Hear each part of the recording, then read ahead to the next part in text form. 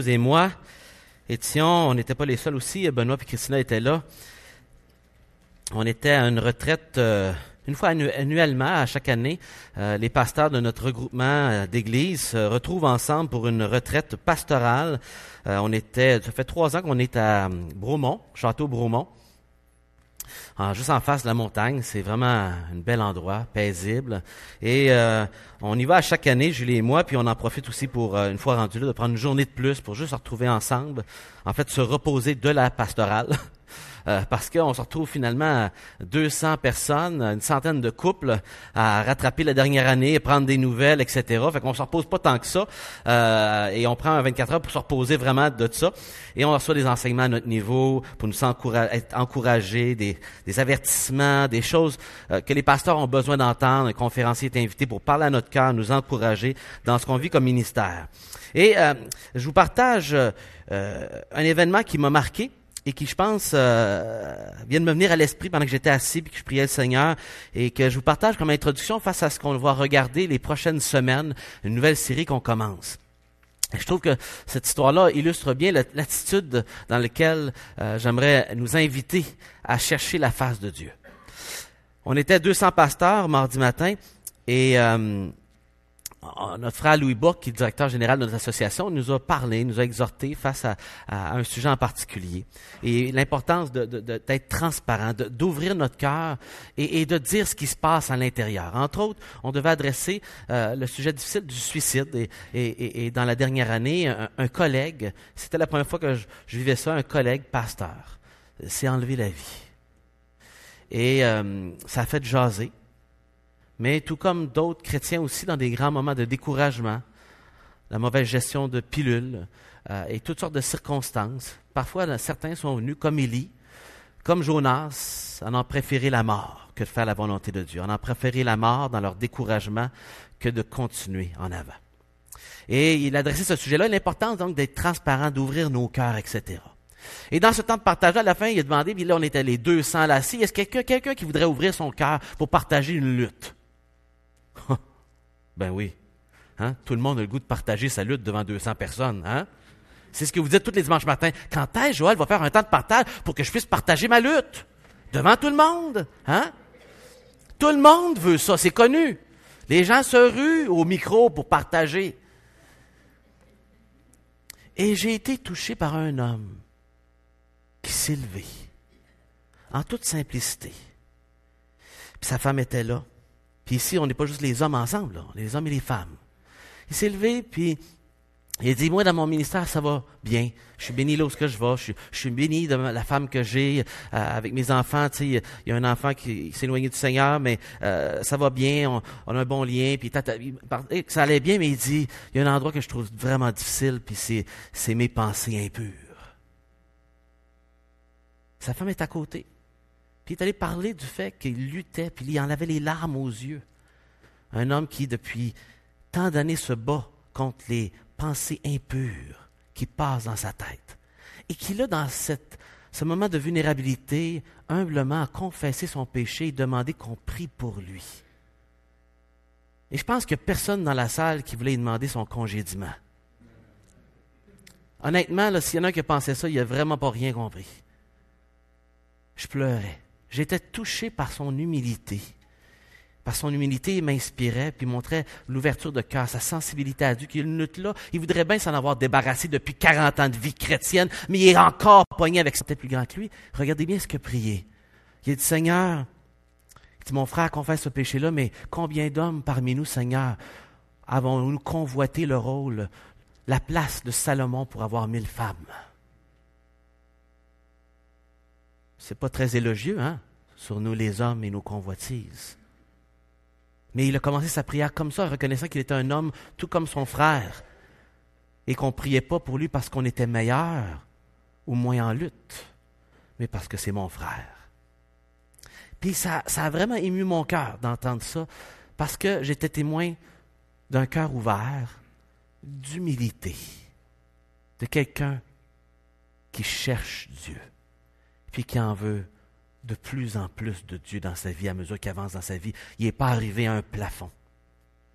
Il n'est pas arrivé d'avoir tout saisi, d'avoir tout eu encore. Il en veut encore plus de délivrance. Il en veut encore plus de Dieu dans sa vie. Il en veut encore plus de joie d'en haut. Il en veut encore plus de la présence de Dieu quand c'est difficile. Et il voulait tellement que dans un moment de vulnérabilité où ce que Dieu le mettait sur son cœur, il l'a partagé, il a osé. Je peux vous dire ceci, il est parti ce matin-là victorieux. Parce qu'il y a eu confession, humilité, et il y a eu un cri d'aide envoyé à l'Éternel. Et l'Éternel entend. Il entend toujours cela. Et pourquoi je vous parle de cela? Au cours des prochaines semaines, on va commencer une nouvelle série. Une nouvelle série dans le livre des Chroniques. On ne fera pas le livre des Chroniques au complet. Quittez pas les lieux, là. Alors, c'est un gros livre, on ne fera pas ça. Mais depuis plusieurs semaines, dans ma lecture personnelle, je lis, je médite, j'essaie de comprendre la pensée de ce que Dieu met sur le cœur de celui qui a écrit le livre des Chroniques, qui est intéressé au réveil en Israël, qui est intéressé d'encourager une communauté qui est après l'exil et qui a besoin d'être encouragée. Et dont son livre se veut de reprendre les histoires d'Israël, mais d'inclure certaines histoires et informations qui avaient été mises de côté, qui vont relever comment Dieu a amené des réveils en Israël, comment ça s'est passé, qu'est-ce qui s'est passé, qui a parlé, les prophètes de l'Éternel, etc. Et nous montrer qu'il y a encore de l'espoir, même lorsqu'il y a eu une grande chute. Même lorsqu'il y a eu un grand éloignement et que les plus grands des péchés odieux ont été commis, il y a encore de l'espoir. Même lorsque le temple, dans ce cas-ci, est tombé, qu'on est tombé des mains de l'ennemi, qu'on est en exil et que les gens ne semblent même pas se repentir en exil, il y a encore de l'espoir auprès de l'Éternel. Et il nous trace les attitudes, les gestes, les actions qui sont arrivées et qui ont contribué à des retours au Seigneur. Et c'est pour ça que j'aimerais le regarder avec vous à travers 6 semaines, à travers les prochaines 8 semaines, il y en a 6 que je vais prêcher dans cette série-là, et qu'on va regarder les réveils dans le livre des Chroniques, et qu'on va regarder des preuves de vie. Des preuves de vie. Pourquoi ce titre-là? Je dois ce titre-là à l'aide et la photo à mon frère Gilles, avec qui je réfléchissais à un titre pour cette série-là, puis une image à mettre avec. Et vous savez, le concept de preuve de vie, il vient du fait que parfois, des gens ont été kidnappés. On connaissait peut-être plus l'expression en anglais « proof of life ». Et qu'on va demander à un moment donné pour la rançon, les gens vont demander « on veut une preuve qui est vivant, la personne, on veut une preuve de vie ». Puis, évidemment, on préfère pas un doigt envoyé qui est encore rouge, là, mais, tu sais, une caméra, une photo récente, un petit film, idéalement, quelque chose comme ça, pour montrer que si on donne une rançon, il y a de la vie encore. Et ce matin, on ne parlera pas de rançon, on ne parlera pas d'enlèvement, mais de l'idée de preuve de vie, oui. Des preuves qu'il y a encore la vie. Et on va regarder 6 preuves de vie que le chronique, et ce sont des attitudes qui sont manifestées par des actions chez celui qui croit en l'Éternel. 6 preuves de vie à regarder. Est-ce que, Seigneur, ces preuves de vie-là sont en moi? Et s'ils ne le sont pas, pourquoi? Pas pour qu'on se culpabilise, mais pour qu'en deuxième lieu, on puisse demander pardon à Dieu. Et d'un troisième lieu, demander son aide. Et finalement, de regarder qu'est-ce qu'on apprend dans les évangiles pour ce problème-là. Qu'est-ce que Jésus a à nous dire à ce sujet-là? C'est ce qu'on va faire à travers ces 6 différents thèmes. On va parler de chercher Dieu ce matin. On va parler de ce que c'est d'avoir un cœur entier pour l'Éternel. Qu'est-ce que ça veut dire de s'appuyer sur Dieu? L'humilité devant l'Éternel. Comment ça se manifeste? C'est quoi ça, l'humilité? La fidélité à l'Éternel face à toute l'infidélité qu'on voit dans ce livre. Qu'est-ce que c'est, la fidélité à l'Éternel? Et finalement, la réussite selon Dieu. C'est quoi la vraie réussite? On va toucher ces 6 thèmes-là qui vont nous amener à travers différentes sections du livre des Chroniques pour découvrir ces histoires et vous donner le goût aussi de le lire, d'approfondir et de chercher la face de Dieu vis-à-vis ces thèmes que Dieu a mis sur mon cœur. Et le clairon qui est là n'est pas anodin non plus. Il apparaît 16 fois dans le livre des Chroniques. plus de 50% de l'usage du mot trompette se trouve dans les livres des Chroniques, qui avertit qu'il y a une grande bataille, qui avertit d'une grande victoire, de rallier les gens. Ça fait partie aussi de quand on célébrait le Seigneur ensemble. Ça communique toutes ces idées-là d'un retour, d'un clairon où ce qu'en arrière-plan, c'est le ciel. Il y a de l'espoir encore. Et donc, peu importe où ce que vous êtes rendu dans votre cheminement avec le Seigneur, que ça va super bien, ou que vous soyez dans la plus grande des froideurs spirituelles, que vous soyez au début d'une quête à chercher Dieu, que vous soyez chrétien depuis 40 ans, mais peut-être vous êtes dans un plateau, dans un plafonnement, dans un moment même de régression récente. Peu importe où ce que vous êtes là-dedans, le livre des Chroniques a des choses à nous parler, à nous encourager. Et j'espère que le Seigneur va faire cela dans votre cœur. Ce matin, avant d'aller plus loin et développer sur notre thème, j'aimerais lire avec vous 2 Chroniques, chapitre 14, et c'est quelques versets. Après quoi, on va prier le Seigneur et lui demander de parler à nos cœurs ce matin. Peu importe l'état de notre cœur ou ce qu'il soit rendu, que le Seigneur nous parle. 2 Chroniques, le livre des Chroniques se trouve juste un peu avant le livre des Psaumes au milieu de votre Bible. 2 Chroniques, le chapitre 14. Et vous regardez ce chapitre-là, on va patauger dedans et les chapitres suivants. Verset 1. Asa, le roi Asa, c'est le petit-fils de Salomon en passant.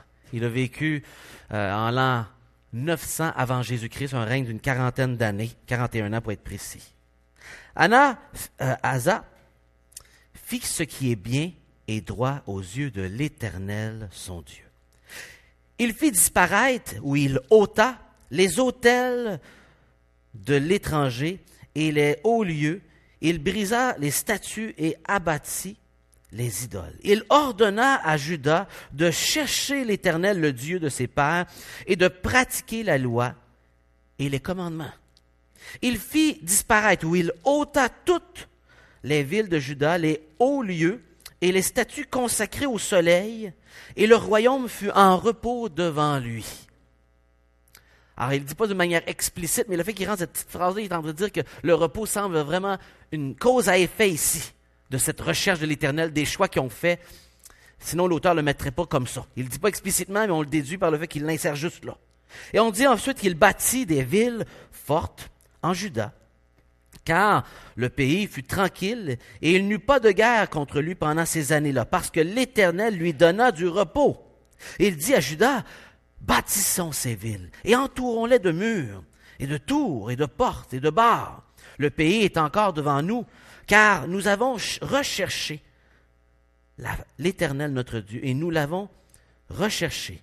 Et il nous a donné du repos de tous côtés. Ils bâtirent donc et ils réussirent. Chose intéressante, même si ils faisaient confiance à Dieu, qu'ils avaient cherché Dieu, ça ne les empêchait pas dans un moment de repos d'en profiter pour être sages aussi, pour prévoir que même s'il y a repos présentement et qu'il y a paix, il n'y a pas toujours paix. Il faut aussi se préparer pour les guerres à venir. Et donc, même s'il y avait foi en Dieu ici, il construit, il prévoit, il prépare l'avenir pour les combats à venir. Donc, la foi et se préparer ne sont pas nécessairement en tension nécessairement. Asa avait une armée de 300 000 hommes de Juda. Hey, c'est du monde, cela, là. Portant le bouclier et la lance. Et 280 000 de Benjamin, portant le bouclier et l'arc, et tirant l'arc. Tous des vaillants hommes. Donc, un total de 580 000 hommes. Hey, c'était du monde, cela. Et là, les gens ont fait toutes sortes d'affaires. Ah, le mot-là veut dire des troupes de milliers. C'est pas tout à fait ça. C'est un gros chiffre. Mais c'est pas, ça finit pas là, là. Regardez ce qui se prépare. On donne le nombre de gens dans l'armée pour nous montrer aussi quelque chose d'autre après. Zérach, l'Éthiopien, sortit contre eux avec une armée d'1 300 000 chars. Il s'avança jusqu'à Marécha, qui se trouve être une quarantaine de kilomètres au sud-ouest de Jérusalem. Et Asa marcha devant lui, et il se rangea en bataille dans la vallée de Tsephata, près de Marécha. Et qu'est-ce qu'Asa fait? Asa invoqua l'Éternel. Il a crié vers l'Éternel, son Dieu, et dit, « Éternel, toi seul peux venir en aide, ou peux secourir. aux faibles comme aux forts. Viens à notre aide. Éternel notre Dieu, car c'est sur toi que nous nous appuyons. On ne va pas passer beaucoup de temps sur ce verset-là aujourd'hui, on va revenir dans d'autres leçons, mais c'est sur toi que nous nous appuyons. Et nous sommes venus en ton nom, notre Dieu, que ce ne soit pas l'homme qui l'emporte sur toi. L'Éternel frappa les Éthiopiens devant Asa. C'est pas eux autres qui ont frappé, c'est l'Éternel qui a frappé. Et devant Juda, et les Éthiopiens prirent la fuite. Asa et le peuple qui était avec lui les poursuivirent jusqu'à Guérar, et les Éthiopiens tombèrent sans pouvoir sauver leur vie, car ils furent détruits par l'Éternel et par son armée. Et Asa et son peuple prirent un grand butin. Ils frappèrent toutes les villes des environs de Guérar, car la terreur de l'Éternel s'est emparée d'elles. Et ils pillèrent toutes les villes dont le butin fut considérable. Ils frappèrent aussi les tentes des troupeaux et les emmenèrent une grande quantité de brebis, de chameaux, puis ils retournèrent à Jérusalem. Prions le Seigneur ensemble. Seigneur, ce matin, on lit ta parole, un événement qui s'est passé cela un peu plus de 2900 ans. Et tu as vu bon, Seigneur, de préserver cette histoire par celui qui a écrit les chroniques, afin qu'on la lise encore aujourd'hui. Et que cette histoire du Dieu vivant, qui est encore vivant aujourd'hui, soit lue et nous inspire encore une fois. Seigneur, inspire-nous par ta parole ce matin. Parle à nos cœurs encore une fois. Tu peux le faire. Et tu aimes le faire. Et c'est pourquoi on te le demande, Seigneur. Chacun à sa place, chacun avec ses attentes.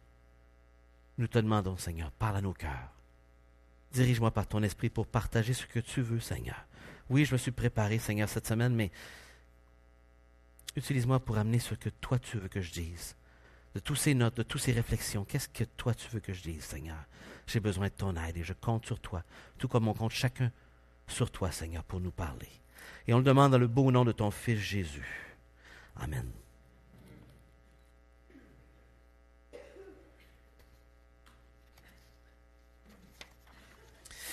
Des preuves de vie, des preuves de vie. Donc, on regarde le réveil spirituel dans le livre des Chroniques. Et on va regarder dans 2 Chroniques, différentes histoires et différents enseignements et différentes prières et différentes prophéties qui sont données pour nous parler sur, justement, qu'est-ce qui démarque l'enseignement du livre des Chroniques. Et on va regarder des preuves de vie, les preuves d'un réveil spirituel dans nos vies. Preuve de vie ce matin. Cherchez l'Éternel. Cherchez l'Éternel. Dans ce petit récit de 3 chapitres, il y a 47 versets. Et pour le même roi dans les livres des Chroniques, il y a seulement 17 versets qui sont consacrés à son histoire, mais 47 dans le livre des Chroniques. Il veut souligner non seulement la réussite de ce roi-là, mais développer sur le réveil spirituel, ce qui s'est passé spirituellement, et pas juste les réussites, mais d'où ça venait les réussites dans son règne. Le livre des Chroniques le développe, chose que le but est différent pour le livre des rois. Et ici, l'idée de chercher l'Éternel peut être un peu pour nous un peu abstrait. Et l'auteur utilise ce mot-là plus que n'importe quel autre auteur de l'Ancien Testament. Le mot « rechercher » ou « chercher » apparaît plus de 25% de son usage dans tout l'Ancien Testament dans un seul livre, le livre des Chroniques. Aucun autre auteur utilise ce mot-là, « chercher », et en parlant de chercher l'Éternel toujours, presque, que tous les autres auteurs de l'Ancien Testament. Aucun ne vient même proche. Il y a quelque chose dans l'usage de ce mot-là et d'un autre mot parallèle qu'il va utiliser en soutien, qui fait partie de son message. Mais c'est un peu abstrait, chercher. Qu'est-ce que ça veut dire, chercher? Et c'est ce qu'on veut tenter de comprendre ce matin, puisqu'il y a une attitude là ici qui est louangée, qui est appréciée de la part de Dieu et auquel Dieu semble répondre très fortement. Et on veut donc comprendre qu'est-ce que ça veut dire exactement, chercher l'Éternel. Et on va remarquer que quand on recherche l'Éternel, il y a une invitation, il faut qu'il y ait des choix qui soient pris.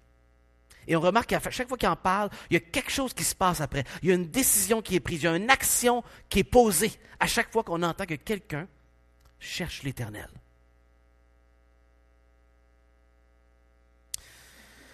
J'ai pris le chemin le plus fréquenté, le moins fréquenté, et c'était sans doute le plus important. Ça vient d'un poème. Mais l'idée ici qu'il y a une croisée de chemin. Il faut faire des choix. Ce n'est pas toujours évident. Et quand on cherche, les gens... Moi, je me souviens d'un témoignage, il y a de cela une dizaine d'années, de notre sœur Danielle Griffin, qui me regarde et dit « Pourquoi il parle de moi? » Parce que dans son témoignage, ça me rappelle, le mot « chercher » est important. Elle avait cherché, elle avait une quête de vie. Elle s'est convertie autour de 60 ans. Une quête de vie à chercher Dieu. Elle avait cherché dans toutes sortes de domaines, de religiosité, d'expérience. Elle nous avait raconté ça et je m'en souviens encore aujourd'hui. Daniel, c'est la personne dans cette église qui me rappelle chercher Dieu. Et il y a plein de places qu'on peut regarder. Et elle avait cherché à plein d'endroits et pourtant elle revenait toujours bredouille, insatisfaite. Tout comme cette femme, vous savez, qui courait après Jésus pour y toucher, puis qui depuis 18 ans cherchait la guérison pour son saignement continu, qui avait dépensé tout, puis elle cherchait une solution. Et partout où elle était allée, jusqu'à temps qu'elle rencontre Jésus, rien n'avait été concluant. Chercher, mais chercher quoi? Chercher comment? Chercher, mais chercher où? Chercher Dieu. Chercher Dieu. Pas chercher quelque chose qui me satisfait. Souvent, les gens, dans leur quête, vont chercher des choses qui les font triper. Quelque chose qu'ils ont le goût d'expérimenter. C'est pas vraiment chercher Dieu, ils expérimentent quelque chose. Ils ont le goût, ça les attire. Mais lui a cherché Dieu. Le mot veut dire tout simplement ceci. Avoir recours à chercher, rechercher ou vouloir, s'enquérir, consulter, même ça peut aller jusqu'à exiger. Et pour le mieux le comprendre, il faut voir comment il est utilisé ailleurs. Alors, regardez bien avec moi, qu'est-ce que ça peut représenter par l'usage. Le livre de Chroniques, dans une des parties poétiques de David, inclut un psaume dans lequel il y a ce verset qui utilise 3 fois ce mot-là.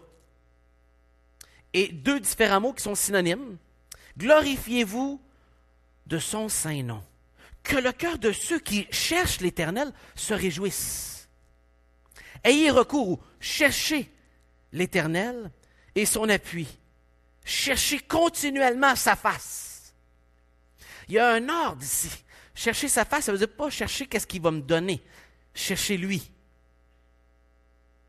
Et continue. Ce n'est pas une action d'un moment de ma vie, c'est quelque chose que je dois cultiver donc toute ma vie. Continuellement, je ne suis jamais arrivé d'avoir assez cherché. C'est une attitude déterminée à vouloir Dieu, à le connaître davantage, à le comprendre. Une soif continue de vouloir des réponses, mais pas pour les exiger de Dieu, mais pour les espérer de Dieu et de Dieu seul. Je vous ai mis quelques mots ici qui touchent la définition, mais je vous ai mis 2 exemples de comment il est utilisé. Dans le chapitre 9 de 2 Chroniques, dans l'histoire de Salomon, on dit ceci: tous les rois de la terre cherchaient à voir Salomon. Il y avait une réputation, on entendait des choses de lui. On dit, ils cherchaient tous à entendre et à le voir pour entendre la sagesse que Dieu avait mis dans son cœur. Et on a l'exemple d'une femme, la reine de Séba, qui vient le rencontrer. Et on voit une femme qui avait entendu, mais qui voulait valider, et qui finalement, en venant s'acquérir de la vérité de ces choses, a réalisé que, d'habitude, les réputations sont exagérées. Là, c'est plus grand que ce qu'on racontait, ce que je vois. Parce que Dieu est avec cet homme-là. Il a une sagesse, une connaissance, des richesses qu'on n'a jamais vues. Jamais vues. Et qu'est-ce qu'elle a fait pour ça? Elle était prête à voyager très, très loin. Elle a amené les plus grandes richesses de son pays pour les offrir à cet homme, pour avoir le droit d'une audience auprès de lui et lui montrer du respect. Elle a consacré beaucoup de temps à aller dans cette quête-là. Et le temps, c'est aussi de l'argent. Tout est interrelié ensemble. Et ça nous donne une idée, OK, chercher Dieu, c'est un peu comme la reine de Séba, ce qu'elle a fait. C'est une démarche déterminée qui demande des sacrifices, qui demande du temps, qui veut dire qu'on va aussi, ça va toucher mon portefeuille même, chercher Dieu. Mon temps, ma préoccupation. Regardez bien ce qu'on dit aussi au chapitre 11, verset 16. Ceux de toutes les tribus d'Israël qui avaient à cœur de chercher l'Éternel, qui avaient ça dans leurs pensées, qui avaient ça dans leur vouloir, dans leurs émotions aussi, suivirent les Lévites à Jérusalem pour sacrifier à l'Éternel, le Dieu de leur père. Parce qu'à ce moment-là, il y a un schisme, il y a une division entre le nord et le sud. Il y a un roi qui décide de ne plus suivre la lignée de David. Et là, le Seigneur va empêcher qu'il y ait une guerre entre les deux. Dieu merci. On va revenir sur cette histoire-là éventuellement dans le prochain mois.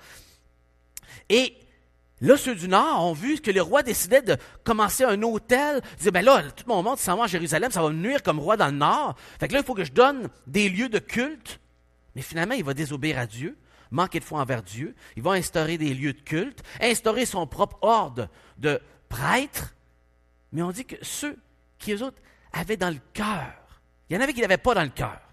Mais il y en avait qui l'avaient dans le cœur. Eux autres, ils étaient prêts à prendre le risque de se mettre à dos politiquement, que ce n'était pas une bonne décision d'aller du nord vers le sud pour chercher Dieu en bas là. Parce que ce roi-là, lui, il continuait avec le Dieu d'Israël, le Dieu vivant, celui qui avait fait la promesse. Et donc, ça impliquait un choix. Ça impliquait un déménagement même. Ça impliquait peut-être un prix familial, politique, de chercher. Vous voyez, en regardant juste comment il est utilisé, ça nous donne des idées de ce que ça peut impliquer quand on cherche Dieu. C'est une attitude qui se manifeste par des actions, mais ça commence avec une attitude. On ne peut pas juste le créer, le faire à croire, le fabriquer. Certaines personnes cherchent Dieu, mais religieusement. Juste par des choses. Et certains ont peut-être participé même à notre temps de Libération 21, de jeûne et de prière au mois de mars. Et peut-être vous avez fait des choses. Plutôt que d'être dans une attitude, dans un mode. Une attitude de cœur. C'est le cœur à chercher. C'est une disposition. On peut travailler à cette disposition-là. On peut déjà l'avoir. On peut la demander. Mais on peut ne pas l'avoir du tout. Et que finalement, on cherche, mais par des efforts humains. On cherche pour un peu se réconforter humainement. Pour se sentir bon. Pour se sentir peut-être attrayant à Dieu. Mais ce n'est pas de ça que ça parle ici. Il y a beaucoup plus que ça, c'est une plus grande profondeur. Il y a un verset clé, et qu'on va revenir presque à tous les fois, au milieu de ce grand livre qu'on a divisé en deux, mais qui en réalité est un seul livre, presque au milieu de cet enseignement-là, il y a la prière de Salomon, et à la suite de cela, il y a ces paroles du Seigneur qui répond, qui se révèlent à Salomon, et qui dit ceci, « Si mon peuple, sur qui est invoqué mon nom, il s'humilie, il prie et cherche ma face. » C'est une attitude auquel Dieu regarde, une attitude auprès de Dieu auquel il est sensible. C'est une attitude qui touche son cœur. S'il s'humilie, on va regarder l'humilité, la prière, mais s'il cherche ma face, pas s'il cherche ma main bénissante, s'il cherche ma prospérité, s'il cherche ma puissance, s'il cherche ma face. Qui ne me cherche pas pour des gains, qui me cherche pour qui je suis. Pour ce que c'est, comment ça rassasie l'être humain d'être en relation avec son Créateur, de connaître son Créateur. C'est se détourne de ses mauvaises voies. Alors donc, il y a trois choses ici d'attitude, et on voit qu'il y a un détour qui revient en fait de ces mauvaises voies. Donc, ici, il y a un changement de le cap, il y a une repentance. Trois choses vont arriver. Je l'exaucerai des cieux. Je vais entendre sa prière, je vais faire quelque chose, je vais pardonner son péché et je guérirai son pays. C'est-à-dire que je vais enlever les conséquences qu'il y avait là, puis je vais amener de la guérison. Ça ne veut pas dire que quand il y a de la guérison, il n'y a plus de cicatrices. Hein? Les hommes, on aime ça montrer nos cicatrices. Ah, je me suis fait tirer un coup de gun ici quand j'avais 18 ans, là, puis une lame ici quand je me suis battu quand j'avais 20 ans, là, en étant un policier, évidemment, là, pas dans une gang de rue. Hein? Puis là, les cicatrices. Mais quand il vous reste des cicatrices émotionnelles à vos épreuves, on aime moins ça. Tu vois, ouf, c'est un petit peu plus lourd, hein? Et la guérison ici ne veut pas dire que ça fait disparaître toutes les conséquences. Mais il y a une guérison. Il y a un pansement. Il y a un processus. Il y a une attention de la part de Dieu pour amener un retour.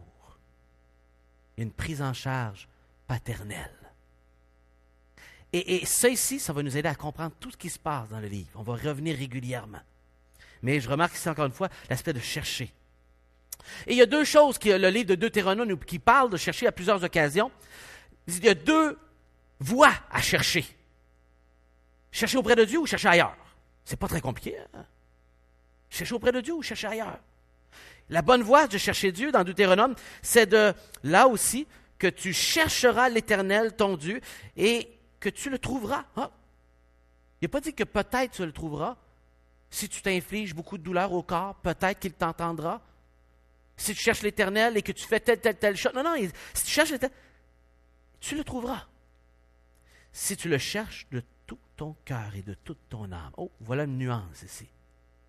Si ce n'est pas une recherche religieuse, si ce n'est pas une recherche égoïste pour juste assouvir des aspirations de projets, de gens, de choses. Non, de tout ton cœur, qui a un désir sincère, une consécration de ton être entier, physique et spirituel, tout au complet, qui est consacré à cette recherche-là. Pas juste une petite pensée qui est venue en passant de même. Ou sinon, la mauvaise voie, chercher à se détourner de l'Éternel, qui te délivre, qui dit, tu le lapideras et il mourra parce qu'il a cherché à détourner de l'Éternel ton Dieu, qui t'a fait sortir du pays d'Égypte et de la maison de servitude. Il a le droit, c'est lui qui t'a délivré. C'est lui qui a apporté ce que tu es. Puis là, il y a quelqu'un qui veut t'amener à adorer des idoles. C'est ça le contexte.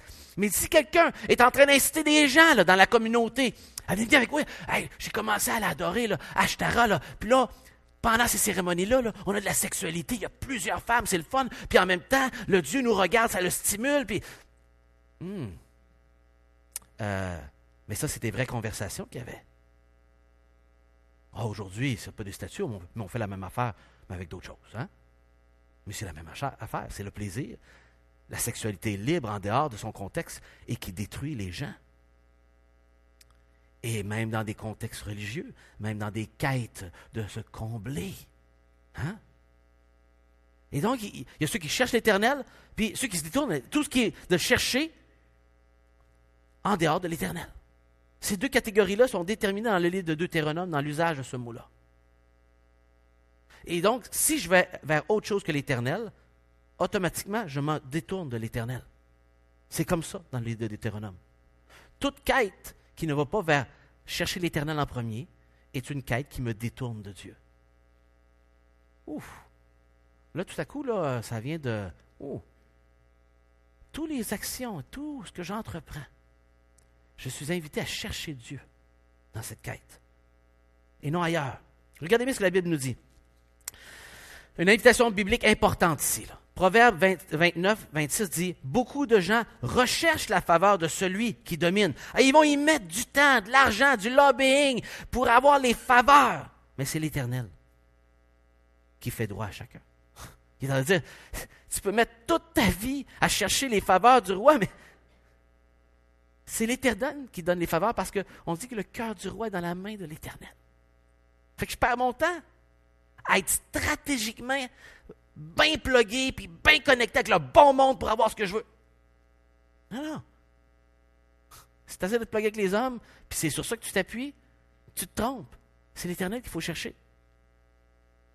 Jérémie dit ceci, « Vous me chercherez et vous me trouverez si vous me cherchez de tout votre cœur. » Ah, ça sonne une cloche, hein? Deutéronome. Ésaïe dit, consultez le livre de l'Éternel et lisez. Cherchez le livre de l'Éternel. Hey, vous l'avez dans les mains. Cherchez le livre de l'Éternel. C'est la parole de Dieu. Aucun d'eux ne fera défaut. Ni l'un ni l'autre ne manquera, car sa bouche l'a ordonné. C'est son esprit qui les rassemblera. Il y a un contexte à tout ça. Chapitre 55, dans une section qui parle du Messie à venir. Il dit, cherche l'Éternel pendant qu'il se trouve, invoque-le tandis qu'il est prêt. Et la Bible nous dit que par Jésus, il est prêt. Par Jésus, il est près de vous. Il est ici ce matin, désireux de voir et de rentrer en contact avec ceux qui le cherchent. Remarquez bien le texte qu'on vient de lire, les mots auxquels j'aimerais qu'on s'attarde et qui sont importants. Il a cherché l'Éternel et une des manières, des actions concrètes dans sa quête de chercher Dieu qui s'est manifestée, il a dit de pratiquer la loi. Il ordonna de pratiquer la loi de l'Éternel. Il semble qu'en pratiquant la parole de Dieu, c'est quelque chose qui manifeste notre désir. Maintenant, on peut suivre la loi de Dieu avec un mauvais désir, pour se rassurer, pour se justifier, pour l'apparence, pour ce que les autres vont voir. Hein? Et donc, ce n'est pas l'action elle seule qui détermine son bien fondé, mais s'il y a la quête de chercher avec. Vous comprenez? Jésus, dans l'Évangile, à un moment donné, dans le Sermon sur la montagne, parle de... Il y en a qui vont dire ceci, ceci, cela, mais ce n'est pas ceux qui parlent. Il y en a aussi qui vont avoir fait des actions... Il dit, je ne vous connais pas. Je ne vous ai point connu. Ah! C'est pas juste les actions, c'est pas juste les paroles, mais il faut être connu de Jésus, de Dieu. Si je suis connu, ça veut dire qu'il y a une relation, ça veut dire qu'il y a une recherche. Et donc, ici, la recherche, c'est l'élément déterminant, mais il y a une action qu'on voit après. Celui de la parole de Dieu qui doit revenir à la place parce qu'on l'avait négligé. On l'avait abandonné depuis 30, 40 ans à ce moment-ci, depuis la fin du règne de Salomon, dont la fin de son règne a fini aussi avec beaucoup quand même de choses honteuses à la loi. Il n'y avait pas eu obéissance de sa part, et donc il avait contribué à l'éloignement du peuple.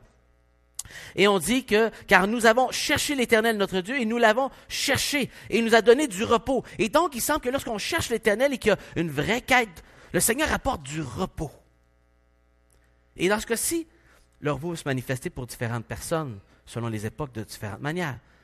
Parfois, le Seigneur, dans la Deuxième Guerre mondiale, n'enlevait pas la guerre mondiale à la personne qui était sur le front, n'est-ce pas? Mais tout à coup, il arrivait à dormir. Tout à coup, il arrivait à se rappeler qu'il ne vivait pas pour ce monde présent, mais pour aussi le monde à venir. Il se rappelait que Dieu est avec lui. Et tout à coup, le Seigneur pouvait diminuer sa haine, son anxiété, et il pouvait dormir. Ça ne veut pas dire qu'il avait enlevé la Deuxième Guerre mondiale sur le front. Parfois, il nous donne la paix, littéralement autour de nous. Mais la paix n'est pas seulement extérieure, elle est avant tout intérieure. Et merci lorsqu'on peut l'avoir à l'extérieur, dans notre famille, au travail. Et on remarque aussi au verset 10, Asa invoqua l'Éternel, et on dit que l'Éternel est venu à son aide. Dieu a entendu. Le Seigneur entend et est sensible à la voix de celui qui le cherche. De ceux qui le cherchent, et souvent la parole de Dieu est un de nos éléments clés aussi, pour nous aider, pour nous conduire, pour nous donner les pistes du prochain pas à faire, alors qu'on est dans la prière. Seigneur, montre-moi, c'est quoi le prochain pas que tu veux que je fasse dans ma recherche de toi? C'est quoi la chose que tu aimerais que je fasse? Je trouve quelqu'un avec qui prier? Que je prenne un temps avec toi? Est-ce que tu aimerais que je fasse un geste envers quelqu'un? Il y a peut-être un pas de foi que tu voudrais que je fasse pour régler un différend avec quelqu'un. Puis ça serait un geste de foi que tu m'accompagnerais dedans. Puis pour chacun, c'est pas pareil, vous savez. Comment Dieu va le faire dans ta vie, dans la vie de l'autre, d'un homme, d'une femme, de différents âges, de différents contextes. Comment Dieu va le faire pour vous? Il n'y a pas un one size fit, là, c'est un chandail qui fait pour tout le monde, puis chercher Dieu, puis c'est comme ça que ça se passe. 1, 2, 3, 4, 5, puis après ça, bingo, tu as le repos, tu as la réussite, champion, tout le monde t'admire, puis les nations ont peur de toi. Hey, on l'aurait-tu compris depuis longtemps, Cora, si c'était ça la solution? Puis qu'il y avait une formule toute faite de même? En tout cas, moi, je l'aurais cherché, là, hein? Je l'aurais trouvé, je le mettrais en pratique, et je me battrais pour ça toute ma vie. Non, c'est là que chercher, c'est une relation avec Dieu. Où est-ce que je dépends de Dieu pour me montrer le prochain pas? Où est-ce que j'ai besoin de son esprit qui me remplit quotidiennement pour me montrer le prochain pas à faire, puis le prochain pas de Jean-Luc, puis le prochain pas de Benoît, puis le prochain pas de Léonie, puis mon prochain pas. Ils ne sont pas pareils parce que Dieu ne nous a pas appelés à la même chose. Je ne peux pas copier l'autre, je ne peux pas me comparer à l'autre. Ah, lui, quand il s'est passé ça, il a fait ça. mais c'est lui. Qu'est-ce que l'Esprit de Dieu veut pour toi? Et ça, c'est juste Dieu qui peut te le révéler. C'est juste Dieu qui peut te le révéler par son esprit. Et regardez bien ce qu'il va faire, il va le révéler.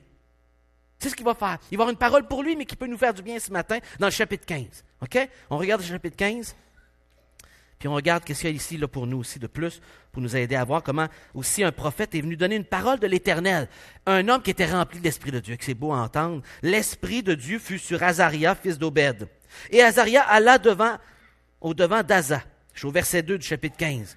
Écoute, Asa, et tout Juda, et Benjamin, l'Éternel est avec vous quand vous êtes avec lui. C'est intéressant. Il y a une partie qui m'appartient, puis une partie qui appartient à Dieu. Il n'est pas en train de dire que Dieu va tout le faire à ta place. Tu as une part. Mais faisons attention de ne pas grossir notre part. Okay? Parce qu'on peut venir essayer de brouiller les cartes, là, puis mettre tout notre effort sur nous. Non, non. Quelle est la proportion? Je ne sais pas. Je ne sais pas. Mais ici, il dit, il y a une part chacun. Mais aussi, si tu l'abandonnes, il vous abandonnera. Le Seigneur est sensible à ta décision, puis tu veux l'abandonner, il va t'abandonner. Tu veux le chercher, tu vas le trouver. Il va être là. Il répond. Pendant longtemps, il y a eu pour Israël ni vrai Dieu, ni sacrificateur qui enseignait, ni loi. Parce que les sacrificateurs avaient la tâche d'enseigner. Ils n'étaient pas en train de faire le job, ça fait 40 ans.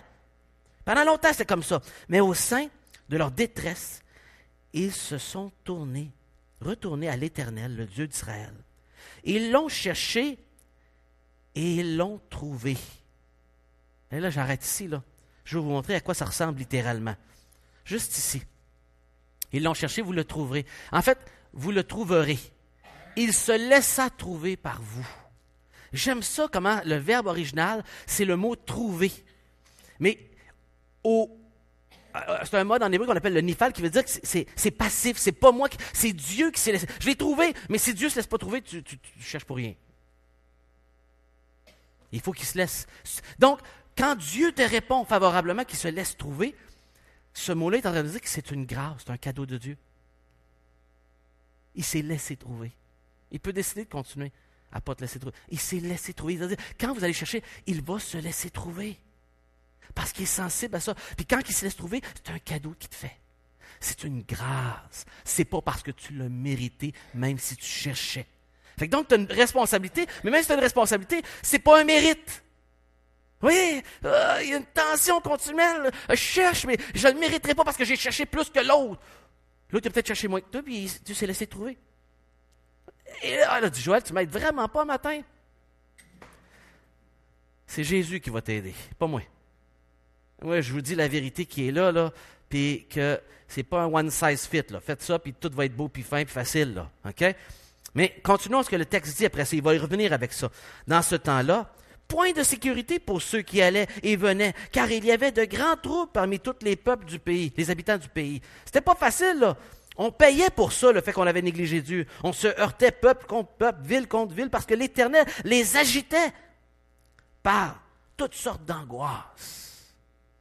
Je suis inquiet, j'ai peur, mais l'autre aussi est inquiet, il a peur, ben là j'ai peur de toi, puis là, à cause de ça, ben là je te comprends pas bien, puis là j'ai interprété tel signe, puis là on se rentre en chicane, puis là peuple contre peuple, voisin contre voisin, ville contre ville. C'était le chaos, on ne se comprenait pas, il y avait plein d'angoisses qui contrôlaient la vie des gens, des inquiétudes, des peurs viscérales, qui amenaient tout ça. Alors, ça ne ressemble pas à notre monde. Hein? Est-ce qu'on voit ça? Il y a des gens qui sont pognés avec tellement d'angoisse que pays contre pays, on ne se comprend pas. On se parle, mais on n'arrive pas à se comprendre. On vit ça dans notre famille. Hein? On se parle, mais nos angoisses nous empêchent de se comprendre. On a des peurs, des réactions, des mauvaises interprétations, puis les conflits, ville contre ville, voisin contre voisin. Et le remède ici, c'est de chercher l'Éternel. Vous donc, fortifiez-vous. Prenez des forces et ne laissez pas vos mains s'affaiblir, car il y aura un salaire pour vos œuvres. Ce qu'il est en train de dire, c'est que Dieu, là, ce que tu fais, il le regarde aussi. Il ne s'en fout pas. Il va récompenser aussi. Mais si c'est jumelé avec le vrai, chercher l'Éternel. Et là, c'est juste Dieu puis vous qui le savez. C'est pas moi qui peux le juger. Après avoir entendu ces paroles, et la prophétie d'Obed Le prophète, c'était le père en fait ici. Asa se fortifia. Dieu lui a parlé, mais il s'est fortifié. Dieu lui a donné une parole, son âme est devenue plus forte dans ce qu'il avait entrepris. Et c'est ce que Dieu voulait faire avec sa parole. Il fit disparaître, encore là, il ôta les abominations de tout le pays de Juda. Là, on dirait qu'il y a une partie de répétition où il y a peut-être d'autres ménages qui a ajouté, mais on remarque que quand quelqu'un cherche, il y a quelque chose qui se fait enlever pour faire de la place pour d'autres choses aussi. Quand il y a une quête, il y a une recherche, il y a des sacrifices, il y a des décisions dans ce chemin-là qui doivent être pris. De choses que je sais qui ne sont pas bonnes dans ma vie, que je n'ai pas le goût d'enlever. Mais c'est parce que si je cherche Dieu et que je veux qu'il ajoute des choses dans ma vie, il y a des choses qui doivent partir. C'est un peu mathématique, là. Il y a des choses qui prennent de la place dans ma vie, et cette place-là m'empêche de donner ce temps-là à Dieu. Il y a des choses qui doivent partir. Encore là, je ne sais pas c'est quoi qui doit partir dans ta vie. C'est peut-être quelque chose que personne ne voit. Souvent, c'est justement dans mon cœur. Il y a quelque chose qui prend de la place, de l'importance, puis qui est un obstacle pour que ça soit l'importance de Dieu qui soit là. Puis des fois, c'est subtil, là, on a toute l'apparence religieuse, on fait les choses, et puis, mais dans le fond, le cœur n'y est pas. Il y a juste l'apparence. Et finalement, qu'est-ce qu'il y a comme différence entre moi et l'ancien catholique des années 70 qui allait à la messe? Hein? Des fois, hein, vous savez ce qui arrive au Québec? On sort du catholicisme, mais le catholicisme n'est pas sorti de nous autres. On a changé de curé pour un pasteur. Puis, on a changé nos pratiques, nos dîmes, puis nos ci, puis ça qu'on faisait comme œuvre pour du service dans l'Église. Hein? On a sorti la messe, mais là, c'est pour un bon culte évangélique. C'est un petit peu plus dynamique quand même. Ça va-tu nous sauver, ça? Le culte évangélique? Changer des œuvres pour un autre œuvre, ça va-tu nous sauver? Suivre un homme pour un autre homme, ça va-tu vous sauver? Il n'y a rien de tout ça. Le catholique est sorti de l'Église, mais le catholicisme n'est pas sorti de son cœur. Puis il revient vite au galop, après une dizaine d'années de vie de chrétienne. Alors, faites le tour. Puis que là, tout à coup, il y a des affaires qui reviennent. Puis là, je commence à plafonner. Et tout à coup, qu'est-ce que je fais? Je reviens en arrière à ce que j'étais naturellement. Et le Seigneur ici est en train de dire, « Hey, reviens à la quête de me chercher. » Est-ce que tu as oublié quand tu me cherchais, comment tu te sentais? Quand toutes tes pensées étaient orientées vers moi, puis que quand je te rencontrais, tu vivais quelque chose d'émotionnellement tellement fort, une satisfaction qui était indescriptible, que tu t'en foutais que tes 11 frères et sœurs dans ta famille de 12 ne voulaient plus te parler maintenant. Même si tu étais triste, ma consolation te suffisait pour passer à travers cette épreuve-là, d'avoir été rejeté par tes 11 frères et sœurs, tes parents vivants aussi. Parce que tu avais fait le choix de suivre Jésus. Parce que certains d'entre vous l'ont vécu, ça. En 1970, en 65 ou en 75. Puis Jésus comblait.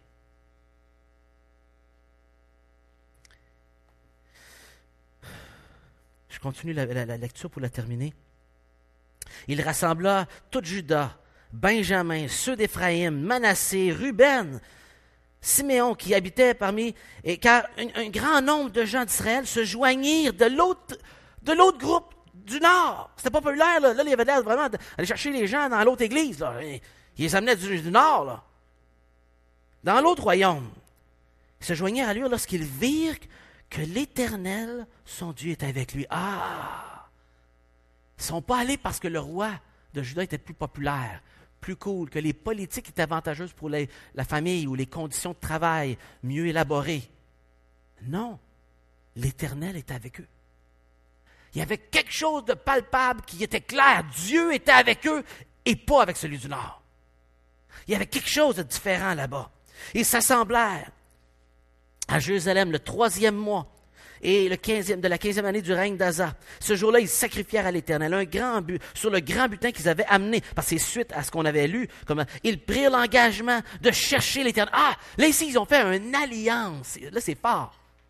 Là, ici, une alliance, c'était spécial. On avait tout un rite, une manière de faire une alliance, qu'on s'engageait les deux parties. Puis là, ils ont fait eux-mêmes. Dieu avait fait alliance avec Abraham, mais Abraham n'avait pas passé à travers le milieu de cette cette manière de faire pour s'engager. C'était l'Éternel qui s'était engagé envers Abraham, inconditionnellement. Là, ici, c'est eux qui firent alliance. Ils s'encouragent. Nous, on s'engage, puis on se met redevant les uns aux autres, on va chercher l'Éternel, puis on fait une alliance, un engagement. Ils n'étaient pas obligés. Mais ils voyaient tellement les fruits du bien-être de faire cette quête-là qu'ils avaient le goût d'aller plus loin, et ils s'engagent une coche de plus dans cet engagement de chercher l'Éternel. Et là, on l'entend ici ce que ça fait. Ils prirent un vœu, un engagement, pas un vœu, une alliance. Chercher l'Éternel de leur Père de tout leur cœur et de toute leur âme. Ce qu'on vient de dire dans Jérémie, ce qu'on vient de dire dans Deutéronome. Les conditions favorables d'une vraie recherche, c'est tout au complet qui y passe, pas une partie. Et quiconque ne chercherait pas l'Éternel devrait être mis à mort, petit et grand, homme ou femme. N'allez pas penser qu'ils sont radicaux ici, là. Et c'est là que des fois, dans un excès de zèle, on vient rajouter des nouvelles règles. Alors, mais là, si tu ne fais pas ça, là, alors on va te tuer. Ça ne cultive pas un cœur sincère. Un gun, ça tempe, ça fait beaucoup de choses. Tu vas avoir ce que tu veux, mais pas la sincérité. Tu vas avoir ce que la pression donne, puis ce qu'une menace de mort apporte. Et il ne faut pas te surprendre que c'était tout à recommencer au bout de 10 ans, que ça s'est éteint rapidement. Parce que tu ne fais pas un réveil en disant, là, il n'y a personne qui va passer dehors de ces portes-là avant de jurer sur une Bible là, que là, dorénavant, vous n'allez plus faire ci, vous n'allez plus faire ça.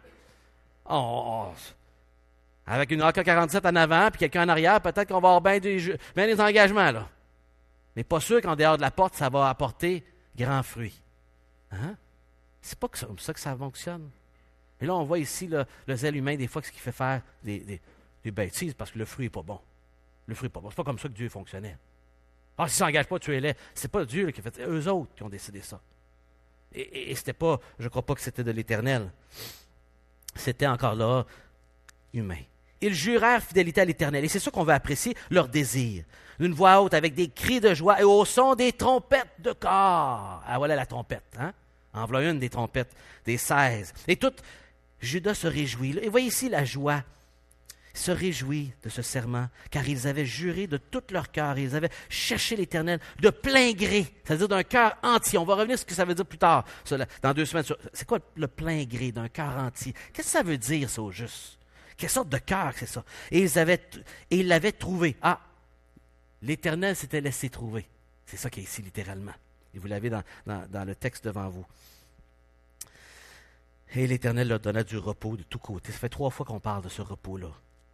Le roi Asa enleva même à Maca, sa mère, en fait c'est la reine-mère, c'est sa grand-mère, une fille d'Absalom, descendant de David, la dignité de reine, parce qu'elle avait fait une idole pour Astarté. Et Asa abolit son idole, qu'il réduit en poussière et la brûla dans le torrent de Cédron, qui était juste à côté, un petit torrent qui passe dans le bas de Jérusalem. Mais les hauts lieux ne disparurent point d'Israël, quoique le cœur d'Asa a été entier à l'Éternel, encore là, pendant toute sa vie. Et il mit dans la maison de l'Éternel les trésors, etc. Et ça a été en paix pendant les 35 premières années de son règne.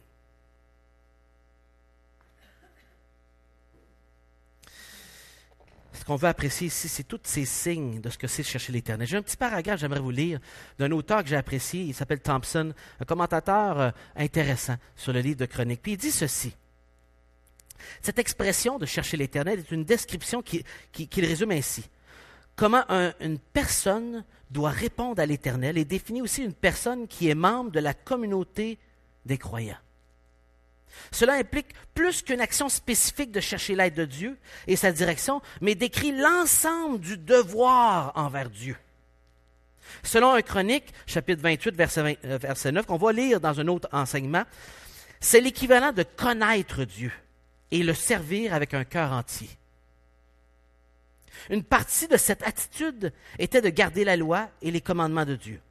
Un auteur dit ceci, note que le concept est si complexe que de très importantes conséquences sont liées à celle-ci. On va dire que c'est tellement important qu'on n'arrive pas à bien le décrire, mais il y a des importantes conséquences de chercher Dieu, positivement, ou de ne pas chercher Dieu qui viennent avec cette décision-là. Vous comprenez? Sans pouvoir tout l'expliquer et le définir, les conséquences sont grosses d'un bord ou de l'autre côté aussi. très grosse. On n'aura pas fini de le voir. Succès, entre autres, paix, la vie. Il explique ainsi que cela dénote l'idée typique de la piété chez le chroniqueur. Et beaucoup d'autres choses pourraient être dites, mais à ce point-ci, j'aimerais conclure avec vous par la fin de sa vie. La fin de sa vie se lit dans le chapitre 16, et je ne vais pas vous le lire, je vais vous le résumer. Tout à coup, le roi du Nord, quand il est rendu à plus de 35 ans de règne, 20 ans après les événements qu'on vient de lire, le roi du Nord vient, dans le bas de son pays, sur la frontière, commencer à construire une ville fortifiée. Il amène du stock, il investit, il a des matériaux, et là, il est inquiet. Qu'est-ce que celui qui avait battu une armée le double de sa grandeur, 20 ans auparavant, a fait? On dit qu'il est allé envoyer un paquet d'argent au roi de Syrie, en Syrie, pour qu'il vienne briser son alliance avec le roi du Nord, pour qu'en allant là, le roi allait paniquer, il allait tout domper ce qu'il y avait là comme matériel, puis aller au nord pour se battre, pour se défendre. Et là, il avait mangé une volée par le roi de Syrie, puis c'est ce qui est arrivé. Puis eux autres allaient pouvoir aller chercher tout le stock de cette ville-là, prendre le stock en tout le peuple au complet, là. 2 millions de femmes, amener tout le stock, puis prendre ce stock-là pour construire leur ville fortifiée. Et le problème, c'est que le Seigneur, par son prophète, dit « Hey, t'as tout fait ça tout seul, t'as utilisé les stratégies politiques humaines, mais t'as pas cherché l'Éternel. » Et c'est ce qu'on lit ici. La 39e année de son règne, Asa a eu les pieds malades au point d'éprouver de grandes souffrances. Même pendant sa maladie, il ne chercha pas l'Éternel. Il ne consulta que les médecins. Et là, ça ne veut pas dire qu'il ne faut pas aller voir votre médecin cette semaine. Là, les hommes qui essaient de se sauver de vos rendez-vous parce que votre femme vous achale là-dessus, c'est pas une bonne raison. C'est un texte pris hors contexte, OK? C'est pas ça le but. Mais juste avant, il y a un prophète qui va venir l'exhorter, puis il est tellement pas content de se faire reprendre que sa stratégie n'était pas en cherchant Dieu, que c'était pas correct, que c'était du compromis, qu'il va le mettre en prison. Et les derniers 6 ans de son règne, ça va finir dans un échec, dans un queue de poisson, tout croche. Et on nous explique ici, c'est parce qu'à la fin de son règne, il a arrêté de chercher l'Éternel. Ça veut dire que c'est quelque chose qui doit être en continu. Il ne faut pas se relâcher. Continuellement à chercher la face de l'Éternel, avec tous ces paramètres-là, en me disant, Seigneur, je ne suis pas sûr comment que je dois chercher, là, mais aide-moi à te chercher. Il faut que je te consulte dans toutes mes décisions, Seigneur. Il faut que je me pose la question à chaque fois, Seigneur, c'est-tu toi qui veux ça dans ma vie? Qu'est-ce que tu aimerais, toi, Seigneur? Cette opportunité-là, ça vient-tu de toi, Seigneur, ou ça vient remplir plus mes aspirations égoïstes, mon ambition? Ou ça vient de ta part, Seigneur? Puis c'est pas toujours évident. Chaque fois, il faut consulter le Seigneur, être sensible à son esprit, pour savoir, est-ce que ça vient de lui? Ou c'est pour assouvir mes désirs? C'est difficile. David, on dit, vous savez, quand il avait amené l'arche de l'Alliance, on dit que ce fut un échec. Pourquoi? Il avait pas fait en regardant ce que la loi avait dit quand tu transportes l'arche de l'Alliance. Il y avait des règles comment le faire. Il n'avait pas vérifié. Et on dit que c'est un échec. Pourquoi? Il n'avait pas cherché la manière que Dieu avait établie pour ça. Roboam, on va le regarder éventuellement, mais il n'a pas appliqué son cœur et il a été un mauvais roi parce qu'il n'a pas appliqué son cœur. Mais regardez maintenant ce que le Nouveau Testament nous dit. Et avant de regarder le Nouveau Testament, je lis ces 2 versets dans les textes messianiques du livre d'Ésaïe. Il dit, écoute-moi, vous qui poursuivez la justice, vous qui êtes en quête, là, que ça soit juste sur terre, que les pauvres, les veuves, puis ci, puis ça, qui cherchez l'Éternel, portez les regards sur le rocher d'où vous avez été taillés. Hey, là, j'ai un indice vraiment, vers votre Créateur, sur le creux de la fosse d'où vous avez été tirés. Chercher Dieu, c'est de mettre mes regards, mon attention sur mon Créateur. Sur quoi j'ai les yeux? Sur quoi sont mes yeux? Où mes yeux sont, c'est ce sur quoi je cherche en réalité. Regardez bien après ça, Ésaïe 65, qui va être cité dans le Nouveau Testament. J'ai exaucé ceux qui me demandaient rien. Il n'y a aucun mérite, là. C'est désemparant, je ne peux pas mériter. Alors, j'ai cherché assez Dieu comme moi, là, il va... Non, c'est pas comme ça que ça fonctionne, là. C'est embêtant, tout ça, là. Je me suis laissé trouver par ceux qui me cherchaient pas. Chercher ne veut pas dire que tu le mérites. Enlevons-nous ça de notre tête.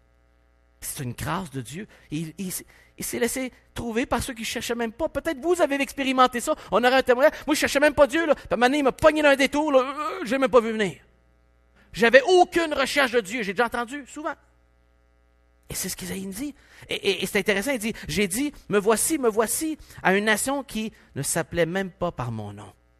Et il utilise ça dans le Nouveau Testament, dans Romains, pour parler d'Israël, dans une transition des textes, puis il pousse la hardiesse jusqu'à dire, j'ai été trouvé par ceux qui ne me cherchaient pas, et je me suis manifesté à ceux qui ne me demandaient pas. Il utilise ces paroles-là dans son argumentation, quand il parle de porter la parole de Dieu aux autres, etc., puis qu'en même temps, ce n'est pas limité à ce que nous, on fait comme effort humain. Il faut se le répéter, puis se le répéter. Et ce mot-là, chercher et retrouver dans le Nouveau Testament. Et regardez les mots comme ça qui sont retrouvés dans le Nouveau Testament que Jésus utilise en terminant. Usage négatif, erreur de chercher la vie de Jésus. C'est un choix. Il est fatigant, ben, tu peux essayer de le tuer. Et c'est ce que lui a fait. Au lieu de chercher Dieu, il a cherché à tuer l'émissaire de Dieu. Et dans Corinthiens, on dit les Juifs demandent des miracles et les Grecs recherchent la sagesse. La sagesse. Je déparle là. Il faut que j'arrive à la conclusion. Hein? Mais Matthieu 6 dit, cherchez premièrement le royaume de Dieu et sa justice. Et toutes ces choses vous seront données par-dessus. On chante même comme troisième couplet lorsqu'on chante ce chant-là, Colossiens 3 qui dit, si donc vous êtes ressuscités avec Christ, cherchez les choses d'en haut. Le même mot que Paul cite dans l'Ancien Testament, où Christ est assis. Vous voyez, le regard. C'est ce qu'il disait dans Ésaïe, où est-ce que ton regard est. Et Matthieu 7 dit, demandez et l'on vous donnera. Et vous trouverez. Cherchez et vous trouverez. Frappez et l'on vous ouvrira. Car quiconque demande reçoit, celui qui cherche trouve, et l'on ouvre à celui qui frappe. C'est une promesse que Jésus nous donne dans le sermon sur la montagne. Et je vous laisse avec ces dernières paroles avant de prier ensemble. Luc 13 dit, c'est Jésus, « Efforcez-vous d'entrer par la porte étroite, car je vous le dis, beaucoup chercheront à entrer et ne le pourront pas. »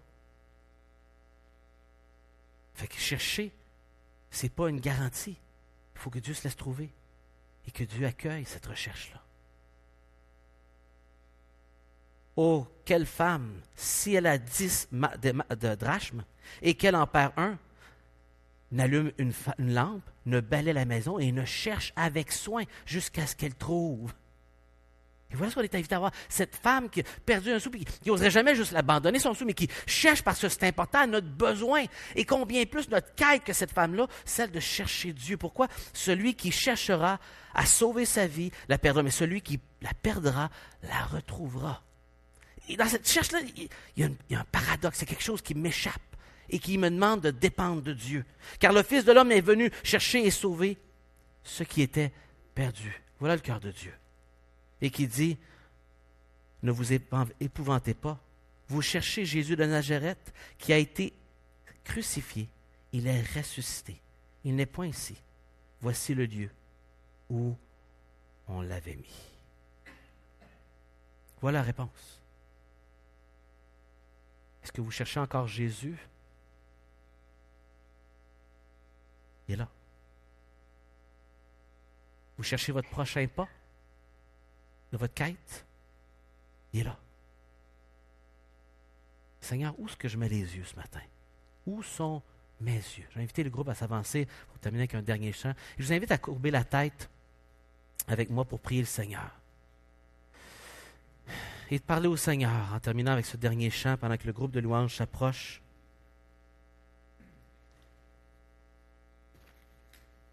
Prions le Seigneur.